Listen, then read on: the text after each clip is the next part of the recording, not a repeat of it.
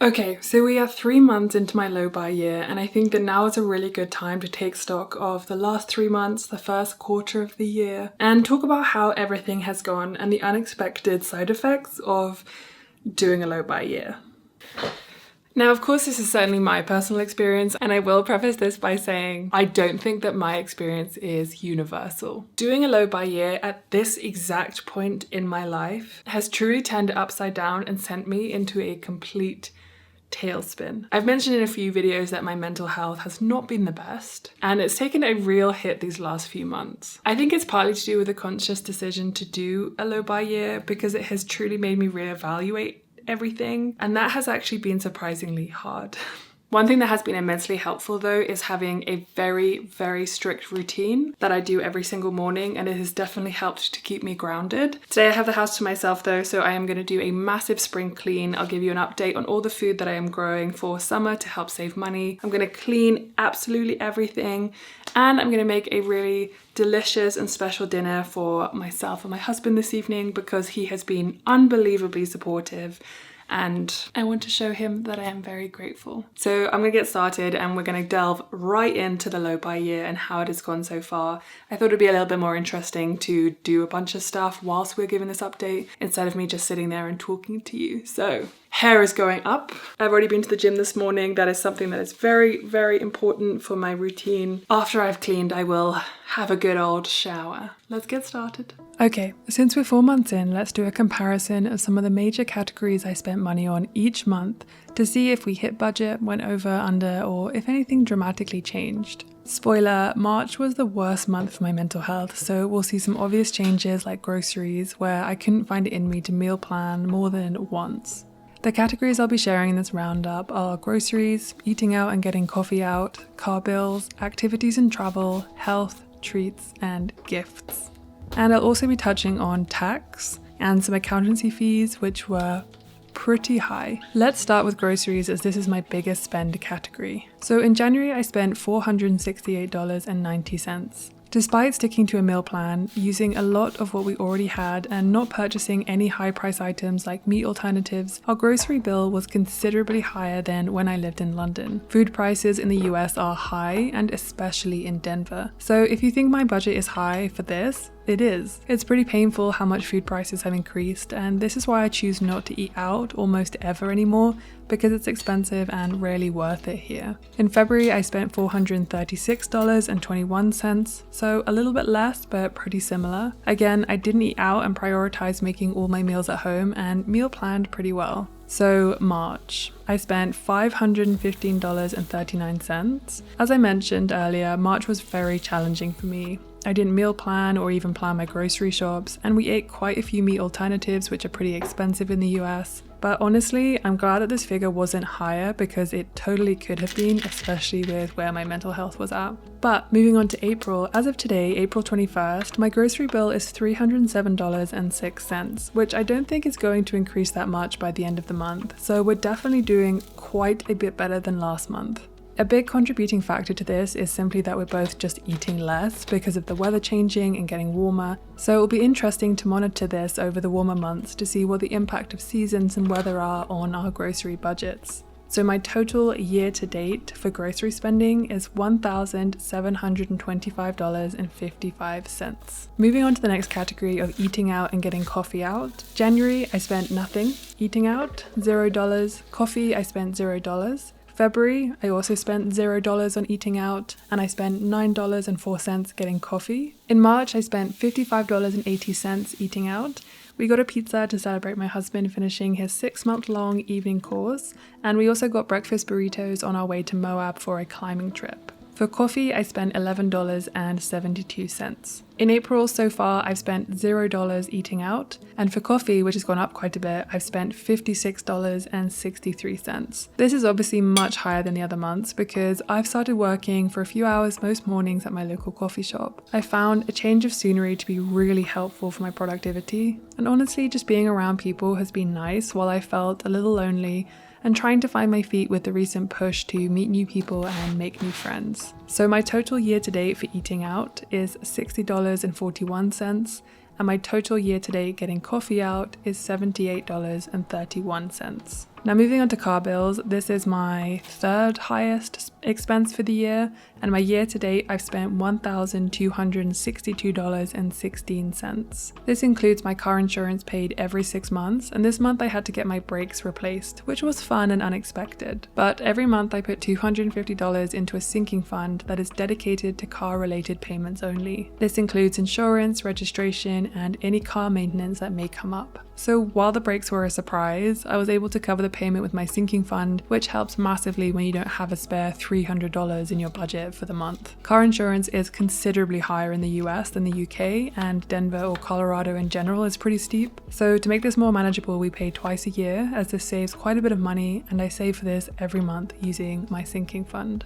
Okay, moving on to activities and travel. This is the category I wanted to prioritize my money for this year over material items, so it was interesting to see how much I had spent. In January, I spent $56, which was really boring and literally paid for baggage and parking on our way back from Michigan for Christmas. In February, however, I spent $804.67, and this was for two really big things coming up this summer. We finally found a band that we felt was worth the price to go see at Red Rocks Amphitheater in Colorado, and I also paid for travel to visit my family in July, which I cannot wait for. In March, I spent $58.61, and this was just for a few campsites for the first camping and climbing trips of the year, which is exactly what I wanted to be spending my money on. So far in April, I have spent $288.76, which was for camping in Moab and a stop at Glenwood Hot Springs on our way back, which was awesome. We were there during a snowstorm and a complete whiteout, which made the experience all the more special. And this is also covering my travel to Michigan in late June to see my husband's family. So my total year-to-date activities for travel is $1,307.46. We also recently created a few other activities categories, and one under general is where I put all my yarn costs for knitting. So my year-to-date for general activities, which again is mostly yarn, is $135.50. This month we also added a health category, which includes my gym membership every month. But in April, I decided it was finally time to go and get a healthcare person and do all the checkups and health screenings I really needed to do, and honestly had been putting off for a while. So my year to date for health is $598.22, which breaks down to $95.50 a month for my gym. This is a climbing gym where I'm able to top rope, lead climb, boulder, attend yoga classes and fitness classes, and I have access to a full gym with weights, etc. People always say my gym fee is high, but damn,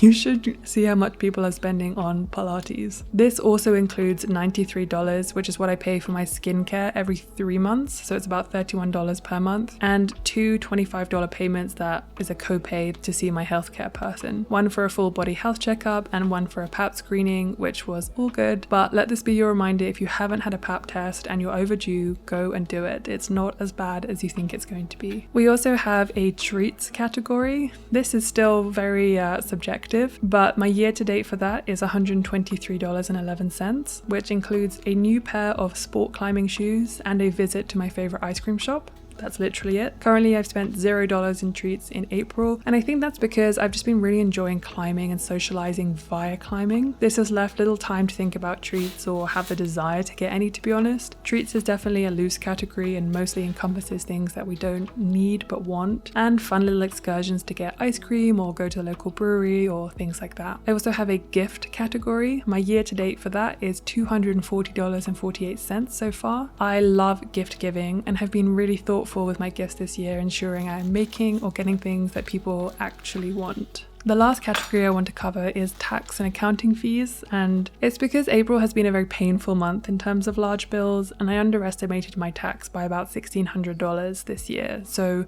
most of my personal emergency fund that I had been building up went to that payment this month, on top of accountancy fees for filing my business taxes and my joint taxes with my husband. Due to being British and having shut down my UK company late, there were many additional things my accountant had to file for me this year, so my fees for my business and my personal came to $1,500, which obviously is pretty high. Again, this came out of savings, so it's not included in my credit card final spend, which I will share next. Okay, so my total spend for the year so far. For my credit card, I've spent $6,853.20. For my rent, I've spent $4,800. so $1,200 a month, but this is going up in May, $25 each. My health insurance, I've paid $480. Gas, water, and electricity, I've paid $306.60. And my accountancy fees, I've paid $1,500. So my total spend is $13,939.80 for the first 4 months of this year. If I continue to spend like this for the rest of the year, my year-end spending could be approximately $38,900. It will be interesting to look back on these figures in another 4 months and see how it compares to the first 4,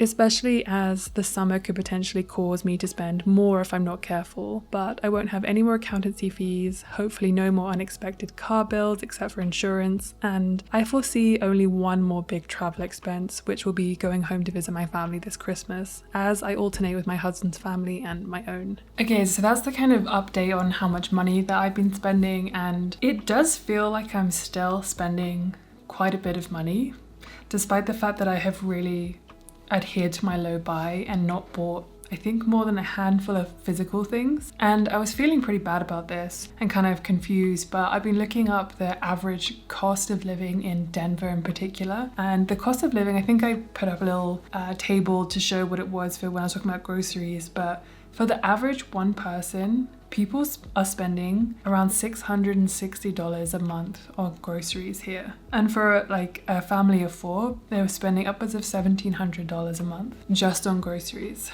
So honestly, that made me feel a little bit better and a little bit less like I was going a bit crazy, just thinking like I'm really trying hard to spend less money on groceries whilst also still prioritizing healthy food, and I'm basically never eating out. I started to realize that while of course I can do more things and make more things at home, but the fact of the matter is like the cost of living has gone up so dramatically in the past year and even 2.5 years since I moved here that I can only do the best that I can. I'm definitely going to do a comparison when I go to visit my family in France this year of how much money I spend in a week there, and also when I'm in London, because when I last went to London I realised that the cost of living there had gone up even since I'd last visited, which was only a year before, and it has just spurred me on even more to really try to grow some of my own food in as small a space as possible. Okay, moving on from that. I cannot stress enough how important sinking funds have been for my budget this year. I would not have been able to cover my car expenses without a sinking fund or my travel home to visit my family. I have one for my car, one for travel, but really just to see my family and my husband's family, and I'm working on building up my personal emergency fund. Unfortunately, this took quite a big hit this month because I underestimated my tax bill, and it just went to show just how important having some money put aside and savings is, because I would not have been able to cover that otherwise. I will definitely continue to put $250 a month aside for my car and $200 for travel. $200 is probably a bit too much, but it's one of those things where I just don't want any reason why I can't afford to visit my family. And my priority this year is to be able to spend money on traveling, especially whilst I have absolutely no commitments. And if there's anything left over, then that will go into my personal emergency fund. My husband and I also have a joint emergency fund, which we've been putting $100 in a month for about 2.5 years now. And realistically, if we want buying a house to be in our future, we're going to start putting more money into that, just to kind of use it as like a house fund and not just for a emergency fund. Because I feel like if we start now, then maybe we'll be able to buy a house in the future. One thing that hasn't been accounted for yet in the health category is I recently started going to therapy, and that is because I've had a little mental health crisis recently. And that hasn't been accounted for yet because it takes a couple of months for your health insurance and your therapist to, I don't know, this is the US, it's confusing. So I'm still waiting for that bill, and we will see what that is in the next couple of months, hopefully. Big things though that I want to take away from this is that I haven't spent any money on clothes. I haven't bought any shoes that aren't that one pair of climbing shoes that I kind of needed for that hobby. But apart from that, I bought no other shoes, no trainers, no going out shoes, no nothing. I haven't bought any makeup. I have 4 specific skincare products that I use, and I don't use anything else. I don't deviate from that. I don't use trendy items that might do well for my skin and might not do well for my skin. I just have the ones that I know worked for me. I haven't bought anything for the kitchen, which was one of my rules. The only addition we had is a stainless steel pan that we actually got as a Christmas present, and that was to replace our non-stick pan. And I also haven't bought any tech. Again, those are all my rules. Those are all my things I didn't want to buy this year, my low buy year. And you think that that would be challenging, but considering how the cost of literally just being alive has become a lot more expensive this year, haven't really had the spare cash to buy anything. So my desire for those things also has been eclipsed by the fact that I just can't. There are definitely things that I want, and I've written a list of these things, and I wait a couple of months to see if I still want these things, and then I'll kind of like think about whether I need these items or not.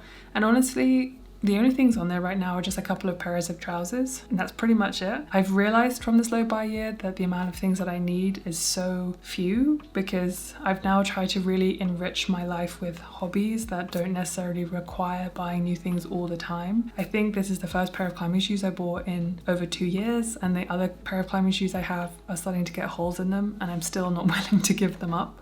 And I guess that is one of the unexpected side effects of doing a low buy year, is that I want far fewer things, because I have really been trying to fill the void when I've cancelled subscriptions to things like Netflix and I've stopped scrolling on social media so much. I've been trying to fill that void that kind of left me with meeting new people and friends, and just really trying to dive into hobbies as well. Of course, with hobbies you can spend a bunch of money, you can buy a bunch of stuff that you really don't need, but I've kind of honed in on the few hobbies that I really love spending my time doing, and I've been working really hard to not go back to things like Netflix and TV to just kind of make me feel better when I'm feeling down, or fill time when I don't really know what to do when I'm bored. And that has been one of the single most important things that I did this year, cancelling subscriptions and really diverting my attention. And that is honestly why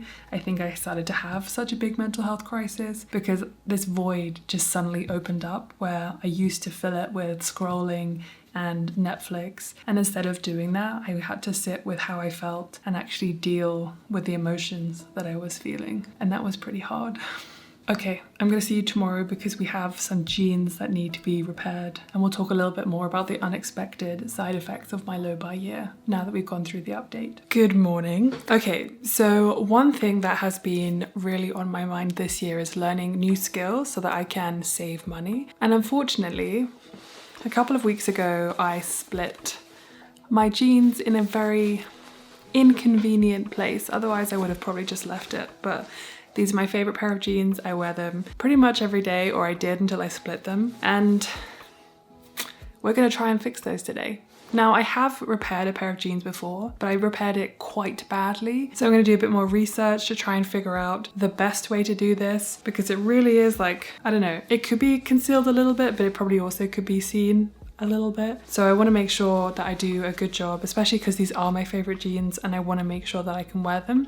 It's kind of annoying because I've only had them for about 1.5 years, and I would just buy the same pair of jeans again, so it shows how much I like them. But I'm going to do a little bit of research, looking through. There's definitely a bit of a seam up the butt as well. We're going to do what we can. Repairing first is always the best port of call. I think it's time to get the sewing machine out. I have not had that out for quite a while. Not quite repairing, but I've also propagated a bunch of my other tomatoes that were the second seedlings that I just snipped off because both seeds came up, and I decided to propagate them to see what would happen, and they've all grown roots. So I'm also going to plant these today as well, and if I have too many tomato plants, which I probably will, I'm going to start giving these away to some friends. I have just made a new friend who is really into gardening this year, so it might be nice to give her a few of these as well, which would be just quite exciting. So let's get the sewing machine out and see if we can repair my favorite pair of jeans.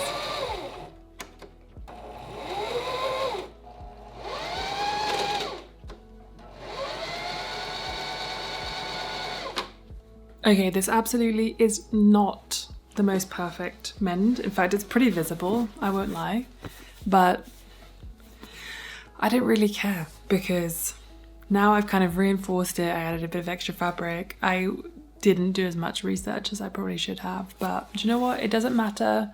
It's just to fix a hole, and I can always go over it with some dark kind of like fabric pen just to make it a little bit darker, because yeah, it sticks out a little bit because it's a little bit light, but that's okay. Now I can wear them again, so I'm going to put them on. Okay, so here are some of the unexpected side effects of doing a low buy year that I personally experienced. I also asked quite a few people how their low buy year is going and if anything came up for them, so some of these might resonate with you as well. For me, I got a lot of decision fatigue relief, especially having no spend days. It meant that less shopping meant fewer daily decisions, and it freed up a lot of mental energy that I didn't really realize I was using. For quite a few people, they had a bit of an identity crisis because they used shopping to express their identity or self-worth, and they realized that reducing consumption led to quite a bit of discomfort and questions like, who am I without this? For me, I definitely got a dopamine withdrawal. This was particularly with things like subscriptions when I cancelled my Netflix account and other kind of subscriptions that I was using for entertainment. And honestly, after cutting them out initially, it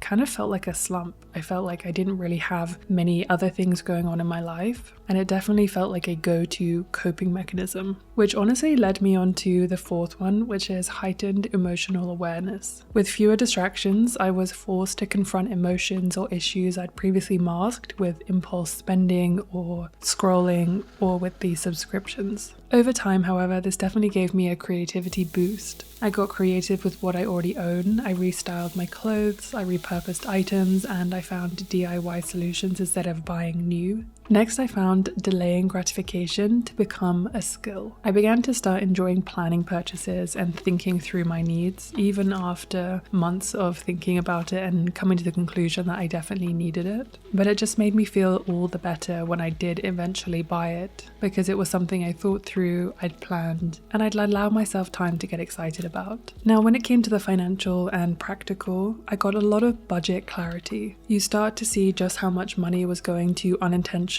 or emotionally driven spending in my case, and it can be both enlightening and a little confronting. Even though I've tracked my spending for the past few years, really being diligent about putting things into categories made me realize just how much money was going to treats or clothes or things I didn't really need, or for me in particular, kitchen items. This meant that unexpected expenses felt more noticeable. Because I'm so focused on not spending, surprise costs like car repairs, like getting my brakes done, and medical bills and things like that, they definitely felt more disruptive. I've also realized that my social habits have changed. I avoid all kind of shopping heavy environments, and I realized just how much time I now spend at the climbing gym, for example, and this weekend I'm going climbing outside with people. I now try to opt for activities that don't involve spending money or being around things that spend money where you're buying stuff. Obviously, if I wanted to get dinner or get coffee out with a friend, I would absolutely include that in my budget. But it's interesting how I've also been drawn to making friends with people who also do things that are outside in nature or don't cost money, or we already have the gear, so that it actually makes spending time together about actually hanging out rather than what we're going to buy. Even though I hoped this would happen, new values for me emerged and a reconnection with old values. My sense of enough has shifted dramatically, and I expect that even after the low buy year ends, that I probably won't want to go back to my old habits. One of the biggest unexpected side effects of my low buy year was actually just how many people were interested in following along and seeing kind of how much money I was spending, how much money I was saving, and how I was going about paying down my student loans. And it's funny because I've unintentionally influenced some of my friends and my family to do a low buy year, or at least a low spend. And I've noticed how many people in my comments have reflected on their own habits and their own spending as well. For me, that's definitely been one of the most rewarding parts of this, is being able to do it kind of as a community. And I always look forward to hearing your take on low buy or no buy, depending on what it is that you're kind of trying to achieve this year. The last thing that I haven't really touched upon that much, I guess in this video, is my student loan. And I've been going back and forth for a long time deciding on what makes the most sense in terms of paying it down aggressively or less aggressively.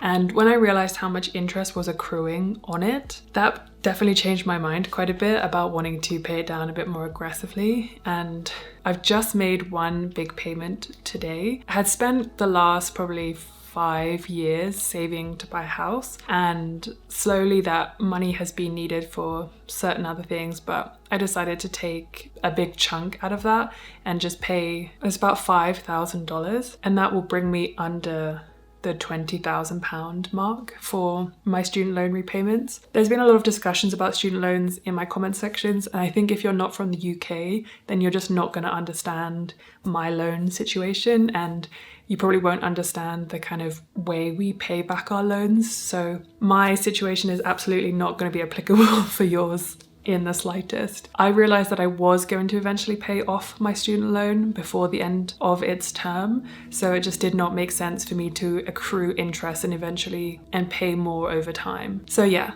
that's one of my other big goals for this year, is to pay down my student loan and make that my biggest priority. Okay, thank you very much for watching. If there's anything else you'd like in the next update for this low buy year, please let me know in the comments below. And as always, thank you for watching. If you did like it, please give it a thumbs up and subscribe so that you never miss another video. Okay,